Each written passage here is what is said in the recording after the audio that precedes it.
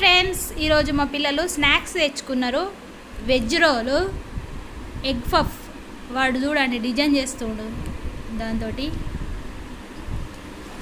అదేంటిదిరా? Veg roll 2, ఒక egg puff.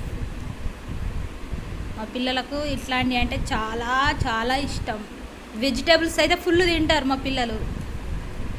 మస్తు నవ్వుతారు, అంటే తినారని అర్థం అక్కడ.